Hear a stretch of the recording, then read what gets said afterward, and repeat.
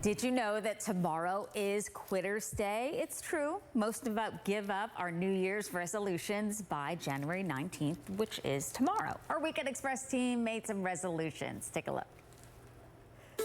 I think so many times we're just programmed to change one thing or another about ourselves because maybe we don't feel good enough or right enough or thin enough.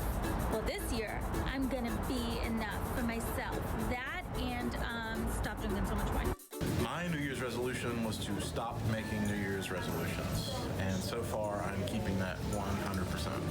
I resolved this year to be a better and kinder boss to my team members on Weekend Express, and I haven't quit on it yet. Okay, my New Year's resolution is to read more books faster and to journal. I'm doing fantastic. I'm on track. I'm journaling and I'm reading 5 books and 1 page per book. Doing great.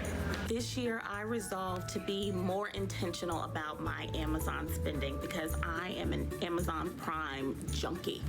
And needless to say, I failed epically because there is a package on my door almost every day. So, win some, you lose some. Better luck in 2021. Elise, no big deal. I say we all love Amazon. Sammy, good for you. Peter, you're a nice boss. And Tamisha, there's Cliff Notes. That's my response. But Dr. Daria Long is here. And you are talking about overdoing it, trying to be so much. You even did a TED Talk about avoiding burnout because we feel like we have to do X, Y, and Z. And Henna even said in her resolution, we have to be the best or good enough or enough. Yes, exactly. And it's people are stressed, they're exhausted, they're burned out. I call it crazy busy mode. And it mentally feels exhausting, but it's also really physically bad for our health. And do you think it's because of our smartphones and being able to access our emails at work for anyone to get a hold of you at any time? How do you say avoid burnout? You have a quiz, by the way, on your homepage. Yes, absolutely. And I think one of the things that we see on the screen is starting small.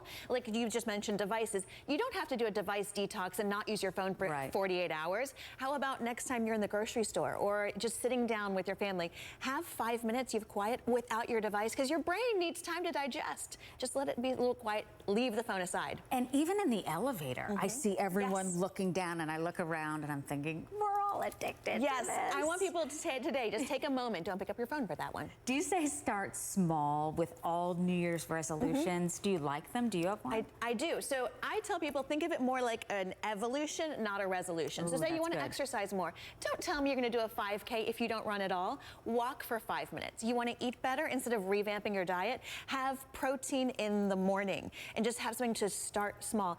I also say, you know, I'm in the ER and people would think you're an ER doctor. How can you not be crazy busy? But that's just the point. You can be as busy as an ER doctor without being crazy busy. Do you think that people feel guilty, so to speak, in terms of giving themselves me time? Are we getting better at it or worse? No, I think we're getting worse at it. And that is the other thing, is part of ending crazy busy is learning to triage. It means learning what's important versus what's noisy and not feeling guilty about it. Because I in the ER know if I try to do everything, I won't be able to take care of my sickest patients. So you need to not feel guilty about saying no and cutting out some of that noise. And really be present, I would say. If you're with your child watching a cartoon, be there, not on your phone trying to multitask and do everything at once. And I think if you want to stop multitasking, that is great. We think we're great at multitasking. We're actually really awful. Our brain doesn't handle it well.